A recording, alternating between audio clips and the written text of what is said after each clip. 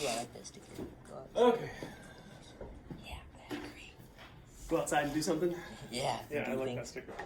You know who gave that to me? Mrs. Miles gave that to me. I want a sticker like that Because too. we've done like church small group for a long time, and they figured out that that's Kelly's happy place is going outside and doing something. That's my happy place. Okay, so now we got Jerome on. Thank you, Silas, for pointing that out. Lots of current when you think about a little tiny battery, what that can put out. It's nowhere near, right? Which is why they talk about, you know, if you could harness electricity that came out with storms like this, you could power a little town for a day, or kind of thing. I mean, it's a lot of energy that is dispelled in a very rapid time. Okay. That was a good review. Who else has one that they'd like to review?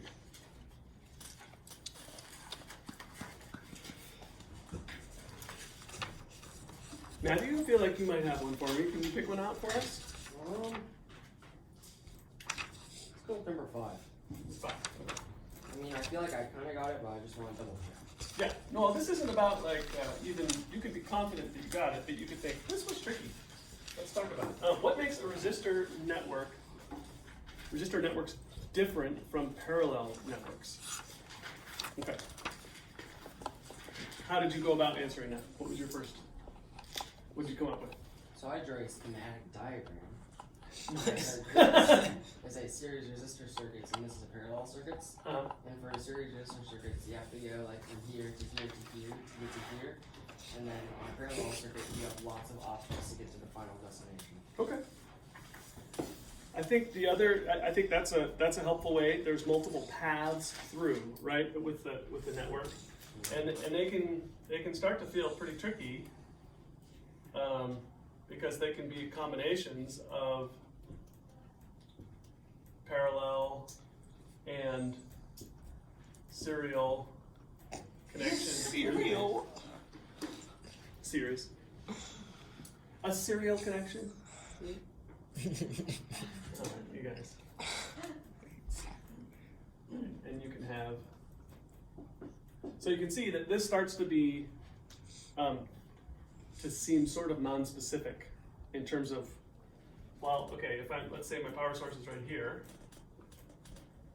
and ground, let's say this is my ground side, and you start to wonder, okay, well, how is the current flowing through this whole setup, okay? And so I think what you're driving at is correct, Matthew. It's the idea that there are a lot of paths that you could sort of try to find a way through. So you could go through here, right? And then you could go up here. Oh, I'm going to go through this resistor, back over here, down. Would I go that way? So what happens is you have to break these down into what they are, the way they actually are simplified. So remember how we can combine these. Turns out there are 2 paths, right? And those 2 paths make it easier for electricity to get through here, right? Just like 2 hoses would get more water through them than 1 hose, right? So what happens is you say, okay, these are actually, and this is not part of your having to know how to combine these, but in reality, you combine them and you figure out what they look like as a single resistor, okay? Now, that again is, actually you see that schematically, we could draw these right here. They're sort of like a pair, it's almost like we have 3 parallel resistors, right? I didn't draw it like that, but it's schematic, right? But in reality, it's sort of like you have 3 things that are parallel trying to get back to what is ground. Do you see that? Okay, so what you have to do is say, well, first of all, I know that these can just be added together. So they become a single unitary value, okay? Now you have essentially 3 resistors in combination. So you have 3 pipes that can let water through, not 1. Again, your answer is going to be smaller. You don't have to know this, but they're actually combined by adding the inverse of their resistances. So resistor 1, resistor 2, resistor 3, you add them all up, but not their resistance, the inverse of their resistance. And then that's equal to the inverse of the total resistance. So you add this up, simplify, flip it over, and you have the resistor that all three of these equal. Okay, so now think about your simplified diagram. You've got your power supply, comes out, it goes through our single resistor here, right? And then it hits our three triple resistors here, but we came up with a new value for them. And then it comes back and hits ground, right? Because what's on the other side of this is ground. Does that make sense? So you've broken down this pipe network into what essentially is two resistors, okay? Now you have that kind of, we started doing this in class last week a little bit, was, okay, so what's the sum of these two resistors, right? Well, they have a total resistance, right? And you could say that that's our total. Well, now let's say my voltage is 10 and our total is 10, right? And that would be ohms, and that would be volts. So we know that voltage equals current times resistance. So I'm going to say my voltage is 10 equals my current times 10. Well, we can see 10 divided by 10. So my current is going to be 1 amp through this whole circuit, okay? So I total would equal 1. And that tells you what the current is right here. Just when you're getting back. That's I total. But what would be tricky, and we're not going to run through the whole thing, but what would be tricky is, again, we'd have to go back to each of these and say, okay, so now I go into this one, I say, what was my resulting resistance at each of these? Now I'm going to calculate a voltage drop over each of these, right? And so I'm going to figure out my 10 volts, maybe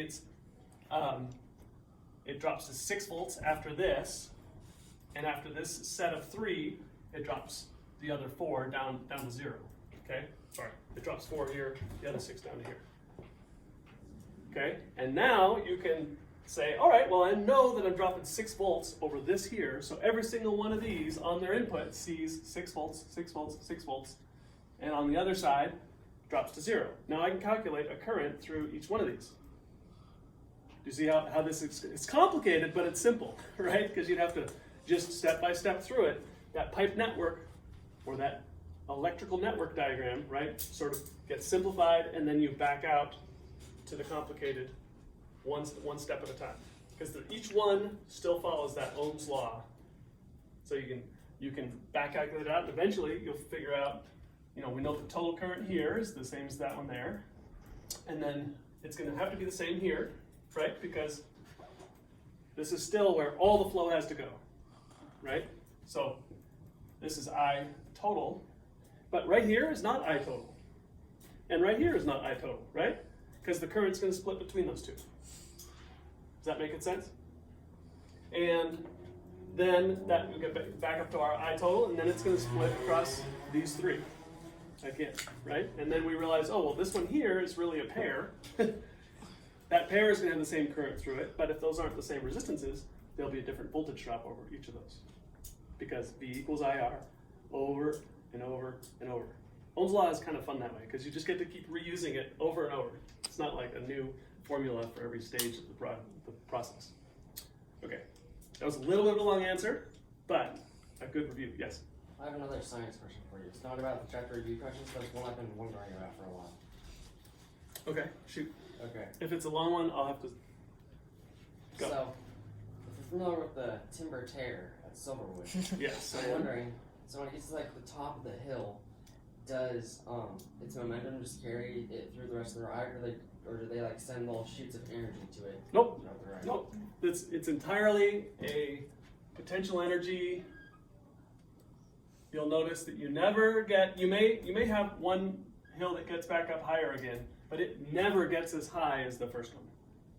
And so you've got friction pulling energy out the whole time, but you've got your drop in elevation giving energy back to you the whole time. You get all the energy as it pulls you up this first slope. So theoretically, if you're going to pile a bunch of heavy rocks in the first car, Yeah. it would make the ride go way faster. I understand the idea of what you're saying, but only slightly true. The slightly part is because the rocks they make you heavier, but they have no more air resistance. The friction will go up, right? and the momentum of the things you're accelerating goes up because that's related directly to what the mass is that you're accelerating, right? So the ride itself won't go much faster. That's why they have a huge vacuum chamber. You can look up this video. It might be Mark Rober. There's a video though of what happens when you drop a bowling ball and a feather in the world's largest vacuum chamber. Okay, and you look it up, and it's like this thing weighs 10 pounds. This weighs like, you know, 1/10 of a gram or something, and you drop them, and they drop at the exact same rate. Okay, because there's no air resistance involved. So, however heavy something is, it will always accelerate at the same rate, and that means it's hard to push up the hill, right? And it accelerates the same rate down the hill. So you can load it up. The only thing that's different is that you haven't increased the air resistance, but so the ratio of the force pulling you down to the air resistance is getting smaller, right? The air resistance is becoming more and more negligible the heavier that thing gets. But ultimately, I don't think the air resistance is the key factor in the speed on that ride. So it would not be too different of an experience. I was gonna say, if you had something without friction, would you like drop it and go just as high? Yes. Or whatever? Yeah, do it in a vacuum and perfect, no friction, right? Yes, it would go right back up to the same height because you haven't lost any energy, right? That's where these have you heard of a maglev train? So they have bullet trains that essentially, if you know, the train is going along like this, right? It has rails underneath it. And if you took a cut right through the middle of it, we call that a section cut. And so now imagine we are looking inside the train, there's seats and people sitting, okay? And then there's the train here. So a normal train has these wheels and they're riding directly on steel rails, right? But a maglev train has a mechanism that essentially levitates the train using a very strong electrically induced magnetic field, okay, and makes that friction very negligible. Now, the only thing the train is fighting is air, and you'll notice that when you look at the front of those, they're usually scooped. You know, they're very aerodynamic looking. For that very reason, they're getting rid of most of the friction losses, and all you have left is air. And once you push the air out of the way with the front of the train, it's not that hard for the rest of the train to get through.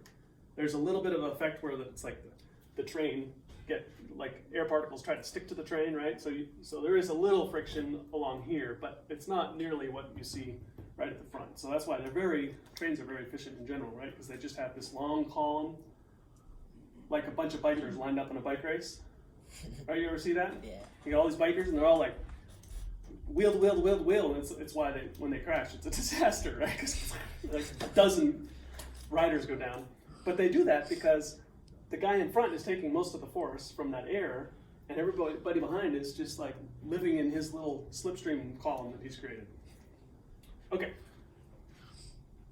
let's talk circuit skating.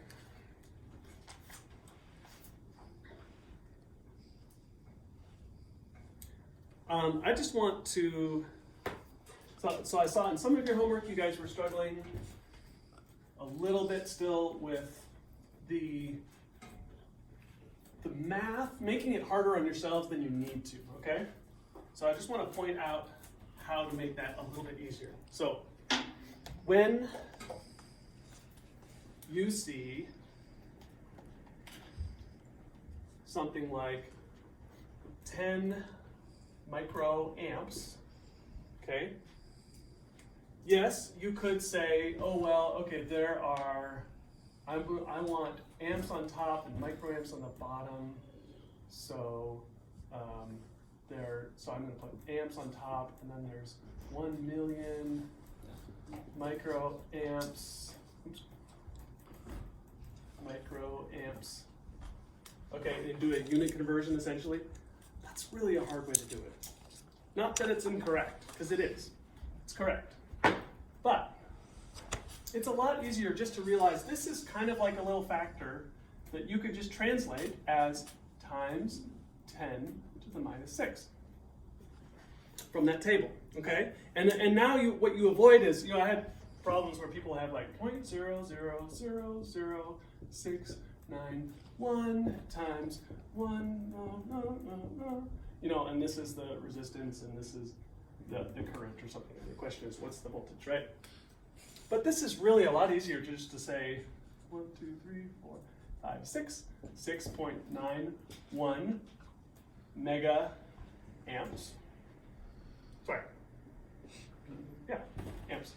And sorry, I just micro. I moved it the other way, right? It's a very small number, not a very big number. Okay. So 6.91 microamps times, well, okay, do the same thing here. I'm going to move this 1, 2, 3, 4, 5. Okay. So I can't. Let's go to 3 then at least. We'll move it 1, 2, 3 places. So times 100 kilo ohms, right? Which would be the same as you could go 1, 2, 3 more, and you'd be at mega ohms, right? 0.1 mega ohms. So it's really handy to live in this world as long as you can. Okay? Don't jump straight from micro to a bunch of zeros, because you'll just lose a zero somewhere, or you'll lose your decimal place somewhere. It's confusing, right? And so you wind up off by some factor of 10. So a lot easier to do something like that. 10 microamps times, let's say 16 mega ohms. Well, I'm just gonna insert here. This is times 10 to the 6th. Now, what's 10 to the 6th times 10 to the minus 6th? Well, it means, right, it means 10 to the 6th over 10 to the 6th. Because when you have a negative, that means it's in the denominator. So what is something divided by itself? 1. Okay, so what if this was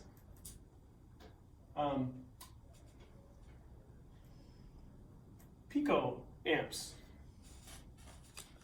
You'd have to flip to 144 because nobody knows what pico stands for off the top of their head. Yeah, what does it stand for, Silas?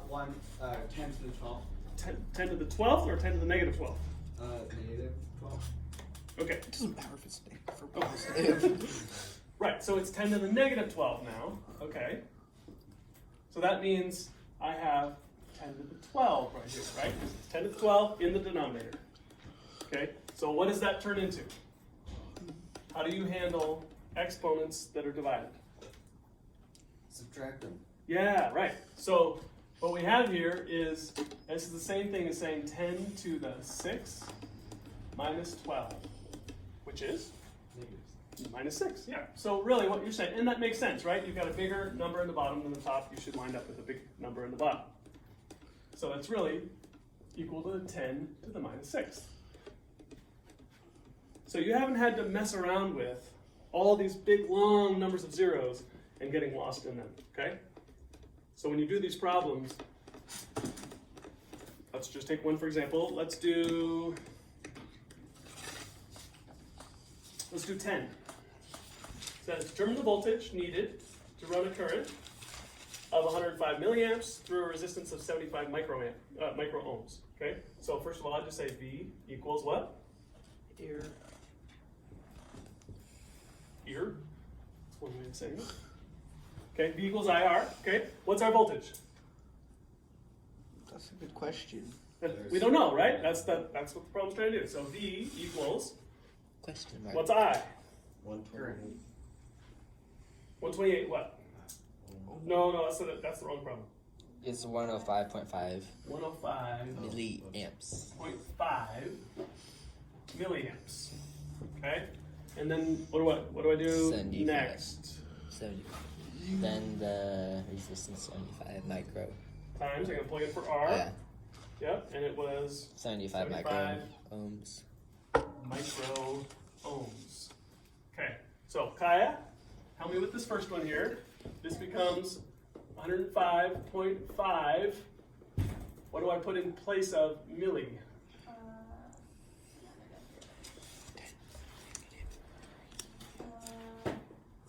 Multiplied by 1 amp over 1,000 milliamps. Good, so it's, right, so 1,000 milliamps, but that's the same as saying 10 to the minus 3. Yeah. Right, so I'm going to say this is 10 to the minus 3. Okay, and 10 to the minus what is this guy? Is that a micro? Yeah, it's a micro. 10 to the minus 6. Okay, so those two are that. So now I'm going to just simplify this to 1.105.5 times 10 to the minus 3 amps times 75 times 10 to the minus 6 ohms. See how this is a lot simpler so far than dragging through all the zeros? Okay. Now let's just figure out how these relate to each other. Okay, well, what is 10 to the minus 3 times 10 to the minus 6? We have to, if two things are multiplied, 9. Negative. right? If they're multiplied, they're added. If they're divided, they're Negative subtracted, 9. right? So I have the addition of minus 3 and minus 6, so it's minus 9. So what I have is 105.5, still amps, right, times 7.5 ohms It, times 10 to 75. the minus 9. It's not 7.5, it's 75. Thank you, sir.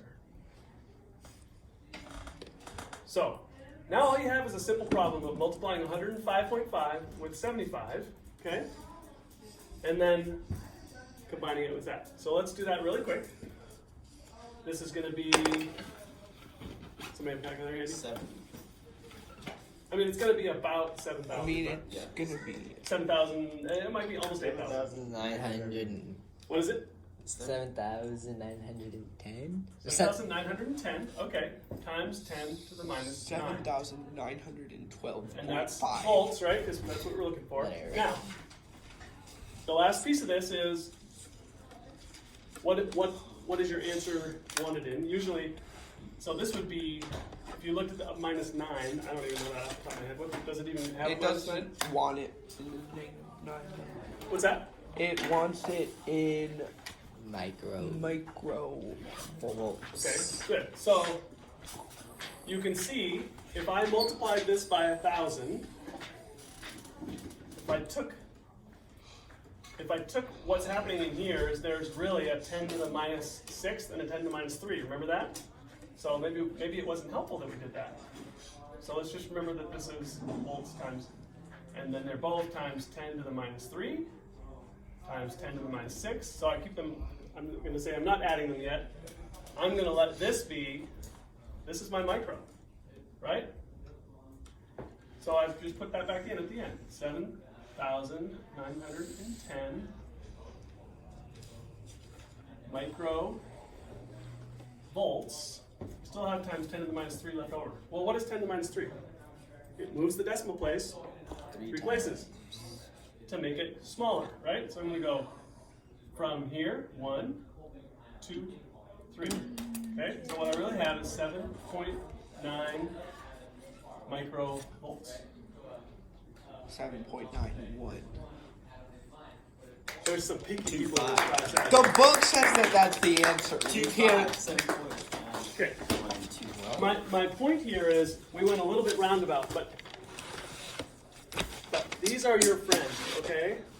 On these problems in your homework, it is less complicated if you move between the symbol and the times 10 to the whatever number it represents, right?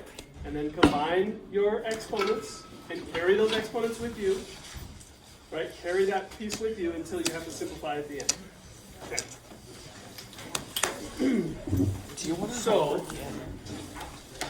we're gonna have a test tomorrow on Yay! this information. all of it? Well, this chapter, because we want to be done with this chapter so you guys go on vacation and you feel happy and free. Oh, no. Do we have our No, he said he left it. Work. Sadness. Their chocolate bunny. So what I will do though is I'm not going to put like a big vocab section on the test since I didn't get you the paperwork. But I will give it to you tomorrow. Can you do most of those? Yes, I like those. Just do the whole. There will be Yeah. some conceptual stuff There's as 13. well. There's 13. My hero. Yeah, can you do like just like 50 problems of that? I actually understood. I know, I actually understand these too. That's crazy. just study? It's all simple. Thank you, Mr. Parrish.